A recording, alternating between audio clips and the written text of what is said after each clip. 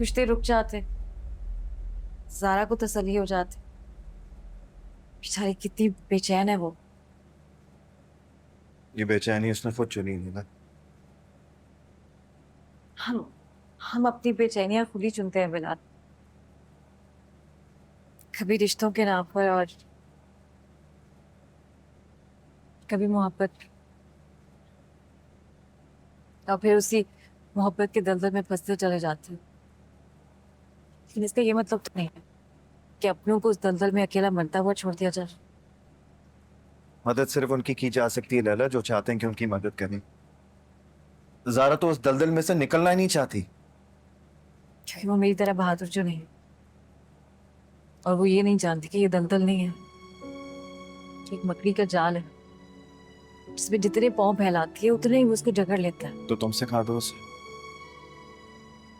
तुम्हें तो जाल हो या रिश्ते सब तोड़ने आते हैं। तुम अगर हमारे बारे में बात कर रहे हो तो वो जाल नहीं था, तो एक इमेजिनरी बबल था जिससे हमारी हकीकत, हमारी फीलिंग्स के मुंह पर जोरदार थप्पड़ मारा था। फीलिंग्स? किस हकीकत की बात कर रही हो लैला? क्यों, तुम नहीं जानते क्या मैंने कभी तुम में और आहत में कोई फर्क समझा था? ये तो उन लोगों का लालच, तुम्हारी बुज़दिली बिला हमारी दोस्ती, हमारे रिश्ते की पाकीज़गी खा गई। तुम्हें क्या लगता है उस बदले हुए रिश्ते पे मुझे शर्मिंदगी नहीं थी? मैं अपनी नजरों में खुद नहीं गिरा था, मुंह नहीं छुपाता था मैं। अरे सच तो यह है कि तुम्हारे गुस्से से डरकर नहीं छुपता था, घिन आती थी मुझे खुद से। और तुम्हें क्या लगता है तुम्हें सिर्फ नफरत हुई थी? मुझे कराहत आती थी अपने आप से। जो तुमसे नफरत नहीं हुई थी, जो तो सिर्फ गुस्सा था तुम पर।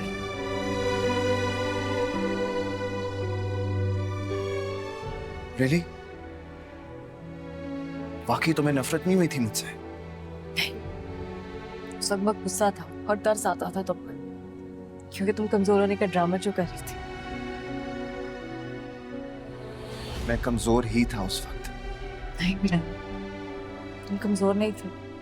ये तो हमें लगता था कि तुम बुज़दिल हो, हमारे रहमो करम पर हो, लेकिन तुम तो बहुत मजबूत थे। अपने फैसले खुद कर सकते थे, निकाह के वक्त भी तो भाग सकते थे। क्यों अपनी और मेरी जिंदगी खराब? कैसे भागता? मेरी बहन थी। बहन? अब मैं उसे लवारिस तो नहीं छोड़ सकता था ना। तुमने ये सब मेरे लिए बर्दाश्त किया था?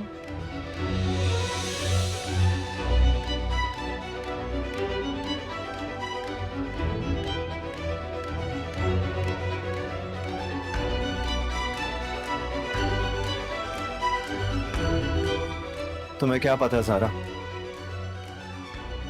मैंने तुम्हारे लिए क्या कुछ करवाया है।